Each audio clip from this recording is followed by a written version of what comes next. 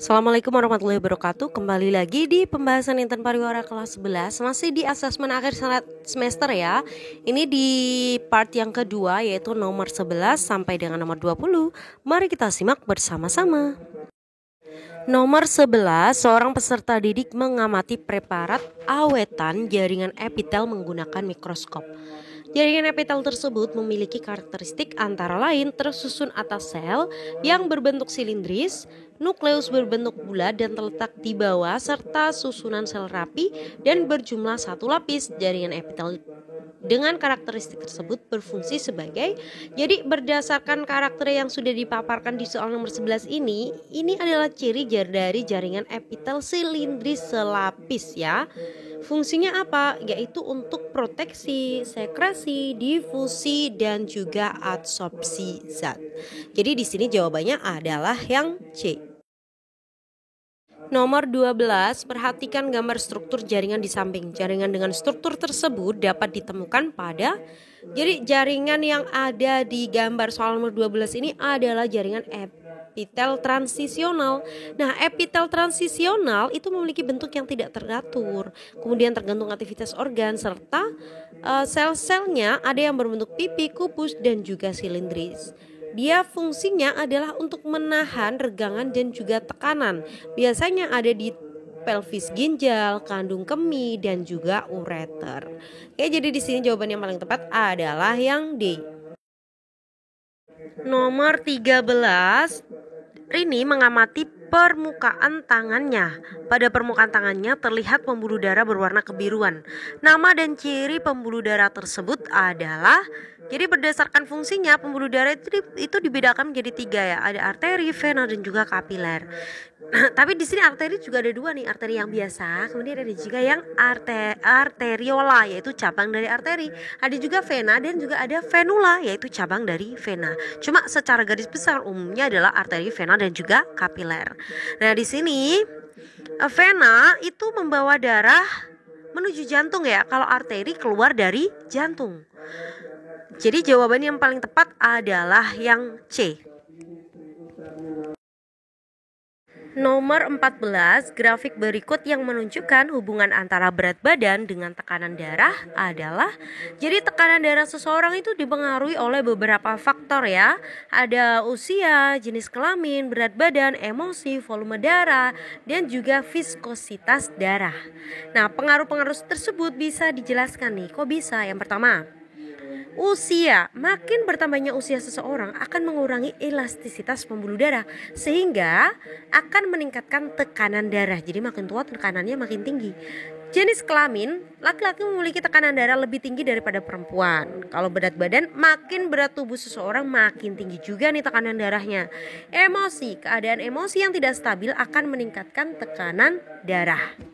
Kemudian ada volume darah. Jadi semakin banyak volume darah dalam tubuh akan meningkatkan tekanan darah.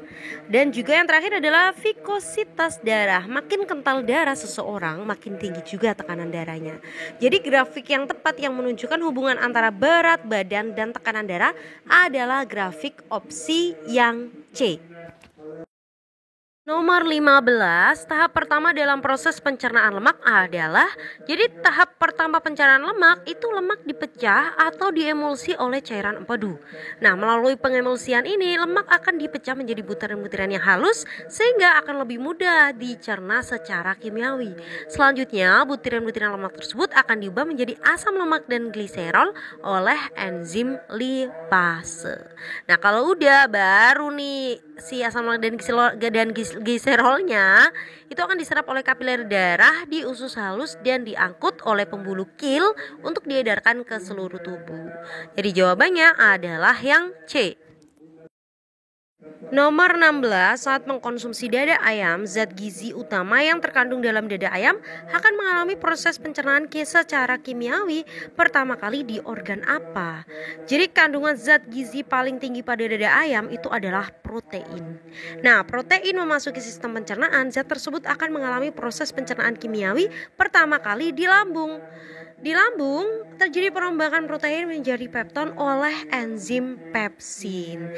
Nah, baru nih setelah di lambung oleh si pepsin, selanjutnya si peptonnya akan dirubah menjadi asam amino oleh enzim tritsin di bagian usus 12 jari. Jadi di sini jawabannya adalah yang B. Nomor 17, Danu melakukan percobaan respirasi menggunakan respirometer. Percobaan 1 mengukur pernapasan normal dan yang diperoleh data 460 cc. Selanjutnya percobaan 2 mengukur hembusan udara maksimal dari paru-paru setelah melakukan ekspirasi biasa dan mengukur udara yang masih bisa dimasukkan ke dalam paru-paru setelah melakukan inspirasi biasa. Hasil percobaan diketahui bahwa udara komplementer hasil inspirasi adalah 960 cc dan udara suplementernya adalah 1480 cc. Jika diketahui volume udara tersisa setelah ekspirasi maksimal adalah 1000, kapasitas vitalnya adalah jadi untuk nyari kapasitas vital paru-paru itu rumusnya adalah volume tidal tambah udara komplementer tambah udara suplementer. Jadi di sini 460 tambah 960 tambah 1480. Jawabannya adalah 2900 cc. Jadi residu nggak digunakan ya. Kalau residu digunakan itu untuk mengukur kapasitas total paru-paru, tapi kalau vital itu tanpa residu. Oke, jawabannya adalah yang D. Nomor 18, seorang yang sering merokok biasanya memiliki frekuensi pernapasan lebih tinggi dibanding orang yang tidak pernah merokok. Karena jadi kebiasaan merokok dapat mengakibatkan perubahan struktur serta cara kerja saluran pernapasan dan jaringan paru-paru. Pada saluran pernapasan yang berukuran relatif besar, sel mukosanya akan membesar. Adapun pada perokok, saluran pernapasannya itu berukuran lebih kecil ya, sehingga akan terjadi peradangan ringan dan penyempitan yang disebabkan bertambahnya sel-sel mukosa dan penumpukan lendir. Sementara itu pada jaringan paru-paru akan terjadi peningkatan jumlah sel radang dan terjadi kerusakan pada alveoli. Akibatnya udara yang masuk dan keluar dalam satu kali bernafas itu menjadi lebih sedikit dibandingkan dengan orang yang dalam keadaan normal. Kondisi inilah yang mengakibatkan perokok memiliki frekuensi pernafasan lebih tinggi dibandingkan orang yang tidak merokok ya. Jadi buat kalian nih, diusahakan yang laki-laki ini jangan merokok ya, karena sayangi paru-paru kalian sendiri. Jawabannya adalah yang D. Nomor 19, salah satu fungsi ginjal adalah menjaga tekanan osmosis dalam tubuh agar tetap stabil. Fungsi tersebut dilakukan oleh ginjal dengan cara ginjal itu ada beberapa fungsi ya. Yang pertama, menjaga tekanan osmotik dengan cara mengatur ekskresi garam-garam. Nah, ini nih jawaban kita ya. Selain itu ada fungsi lain, menjaga keseimbangan air, menghasilkan zat eritropoetin, kemudian mengatur kandungan elektrolit dengan cara menyaring, dan juga menjaga asam basa cairan darah. Cuma di sini kita fokusnya pada mengatur ekskresi garam-garam. Jadi jawabannya adalah yang A. Nomor 20, perhatikan struktur nefron di samping. Pada tahap pembentukan urin, peristiwa yang akan terjadi pada bagian X adalah, jadi bagian X itu adalah tubulus contortus proximal ya, atau TKP. Nah, pada bagian ini terjadi proses pembentukan urin, yaitu tubulus contortus proximal berperan dalam proses reabsorpsi yang meliputi reabsorpsi air, zat tertentu, kemudian zat-zat penting yang masih diperlukan tubuh. Lalu zat apa saja itu? Seperti contohnya nih, ada ion K+, kemudian PO, ada NO, ada glukosa, asam amino, dan lain-lain.